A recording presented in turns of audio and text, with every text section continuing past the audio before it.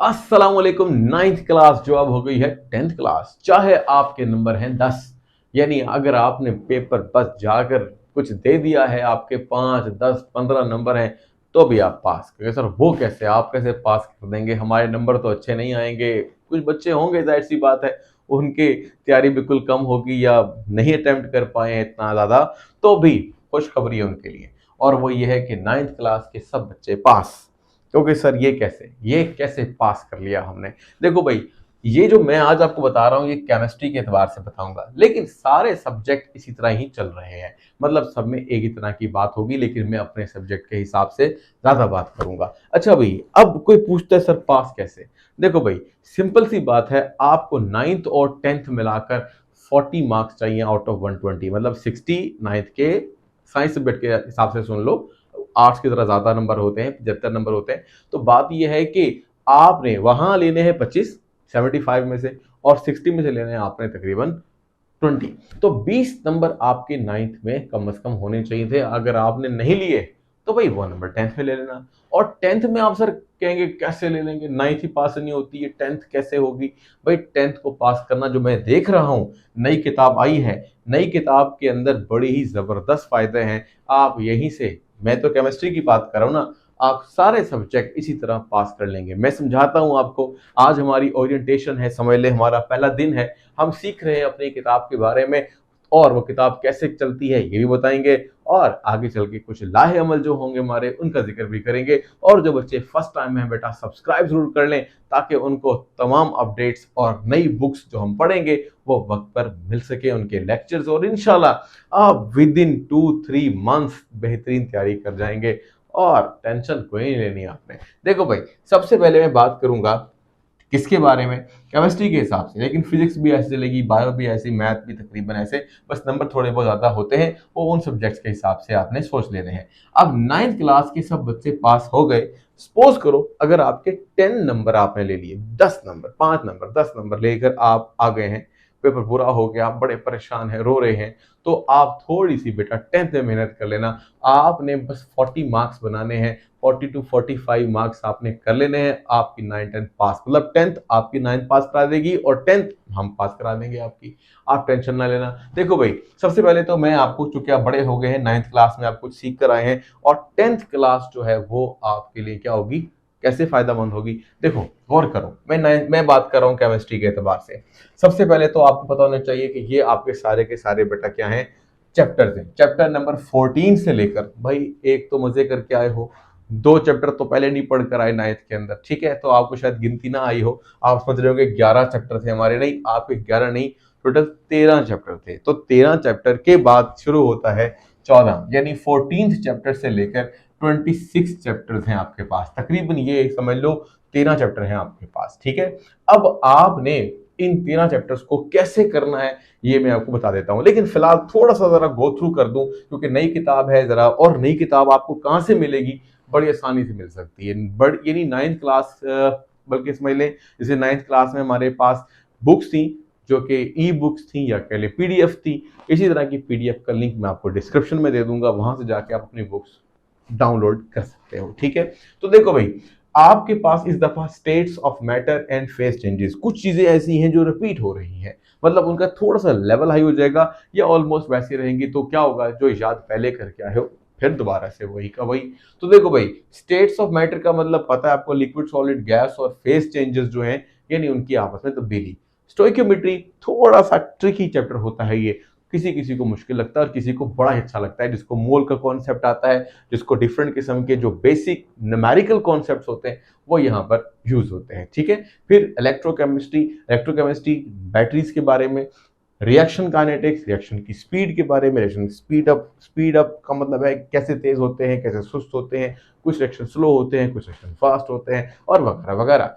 Salts, acid base and salt, acid base पढ़ाए हो, salts यहाँ पे पढ़ेंगे। एसिड और बेस के मिलाने से जो नए कंपाउंड बनते हैं वो सॉल्ट्स कहलाते हैं, उनकी केमिस्ट्री, उनकी प्रॉपर्टी वगैरह वगैरह।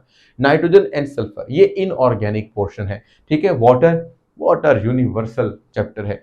अब ये जो ऑर्गेनिक केमिस्ट्री है, ये organic chemistry hydrocarbon, alcohol and carboxylic acid, इन चारों को मिलाकर ये आपकी है ऑर्गेनिक, ठीक है। तो ऑर्गेनिक केमिस्ट्री के पहले आपके पास बस दो एक चैप्टर थे, ठीक है ना, मिला जुला कर अब 4 है। तो इस तरीके से आपने यहाँ पर किया और आखिर में बायोकेमिस्ट्री और पॉलीमर्स। लो भाई, ये था आपका छोटा सा इंट्रोडक्शन जिसमें मैंने आपके सब चैप्टर्स के नाम भी बता दिए और बता दिया उनका नंबर भी।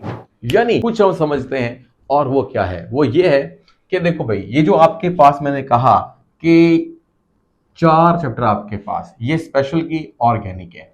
अगर हम देखते हैं यहाँ से स्टेट्स ऑफ मैटर, स्टोइकियोमेट्री, तकरीबन ये आपके पास, और इसको भी मिला लो तो ये क्या है, फिजिकल केमिस्ट्री। ये आपके पास स्टोइकियोमेट्री को आप एनालिटिकल केमिस्ट्री बोल सकते हो। Salts inorganic chemistry, nitrogen inorganic chemistry, water भी इनऑर्गेनिक केमिस्ट्री में ले सकते हैं। तो एक पोर्शन ये आपके पास प्योरली इनऑर्गेनिक है और ये जो है अलग अलग किस्म के नॉलेजेस हैं। मतलब ये बताने की कोशिश की जा रही है कि देखो, बायोकेमिस्ट्री ये भी एक ब्रांच है किसकी, केमिस्ट्री की, और पॉलीमर जो है वो प्लास्टिक और उससे रिलेटेड रबर वगैरह इस तरह की चीज़ों से ताल्लुक रखती है। तो भाई मज़ा बढ़ाने वाला है। अगर आप कुछ लोग सीखने आए हैं तो भाई केमिस्ट्री में बहुत कुछ सीखने को मिलेगा, नई किस्म की चीज़ें होंगी। हमेशा ऐसा ही सोचते हैं कि नया कुछ सीखने को मिलेगा तो आपको आपका सब्जेक्ट ज़्यादा इंटरेस्टिंग लगता है। अच्छा भाई, अब आ जाओ यहाँ पर पेयरिंग स्कीम को। सर अभी से पेयरिंग स्कीम, भाई यही तो जादू है, यही तो इस वाले चैप्टर, नहीं मैं जैसे कह रहा हूँ सब पास, तो ये तो जादू है। ये क्या जादू है कि आपको पहले दिन से पता है आपको क्या तैयार करना है, और ऐसा कमाल का बनाया हुआ है ना, ये ऐसा कमाल का बनाया हुआ है कि अगर आप इसे समझ जाओ तो कहोगे सर ये तो मसला ही कोई नहीं है, नंबर 60 पूरे 60 के 60 नंबर ले जाएंगे। तो कैसे भाई, देखो सिंपल सी बात, देखो एमसीक्यूज, क्वेश्चन नंबर 1 है, सारे चैप्टर से एक एक एमसीक्यू आएगा, सिवाय 25th चैप्टर से कोई एमसीक्यू नहीं आएगा, क्योंकि 13 चैप्टर है ना और 12 आपके क्या आते हैं, एमसीक्यूज। तो आपको 12 एमसीक्यूज करने हैं। फिर इस तरह से वही पुरानी वाली कहानी है, पेपर आप दे आए हो, 8 में से 5 आपने क्या करना है, क्वेश्चंस करने हैं, यहाँ पर भी, इधर भी और इधर भी और आखिर में, ठीक है जी। तो अब ये तो आपको पता ही होगा, लेकिन एक कमाल की बात देखो, मैं कहता हूं आप तीनों के तीनों पेयर करो, क्योंकि अभी तो साल शुरू हुआ है, अभी तो पार्टी शुरू हुई है। तो जैसे ही आपने काम शुरू करना है, 2-3 महीने के अंदर अंदर आपके 6 चैप्टर तैयार नहीं हो सकते। 6 चैप्टर तैयार करने में कोई मसला ही नहीं है। और अगर कोई 6 चैप्टर तैयार कर ले तो सर क्या होगा, गौर से देखो, 14 और 15, ये है जी 14 और ये 15, 2+1, 3 क्वेश्चन हो गए ना, इनमें से एक चैप्टर कर लो, 17 या 18 में से। लो भाई, हमने सपोज कर लिया, ये बाद में भी डिसाइड करेंगे, आपके इंटरेस्ट पे बेस होगा, 17 कर लो या 18, एक शॉर्ट क्वेश्चन के लिए चैप्टर कर लो।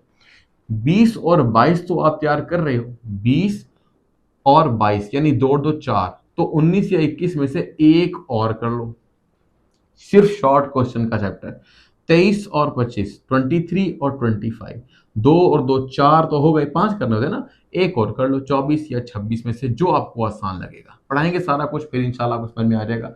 अब आप ये देखो, सिर्फ मैंने क्या किया है, 1, ये 2 और ये 3, 3 चैप्टर आपको बताए हैं शॉर्ट क्वेश्चन के, 3 और 6 चैप्टर बताए हैं लॉन्ग क्वेश्चन के, ठीक है। तो ये करने में आप अगर सोचो, ऐसे खुला करके सोचो, 1 महीने में एक चैप्टर तैयार करना है, 1 2 3 4 5 6, 6 महीने, और 1 2 3 चैप्टर के शॉर्ट क्वेश्चन 1 महीना, तो 6 और 1 7 महीने में 60 मार्क्स तैयार हो जाते हैं, ठीक है। एक और महीना लगा लो एमसीक्यू पर, फुल 1 महीना एमसीक्यू का, हर रोज 2-2 घंटे 3-3 घंटे देने हैं आपने, हर रोज 2-2 घंटे ही दे दो, काफी है। तो मैं कहता हूं आपके नंबर हुए पूरे।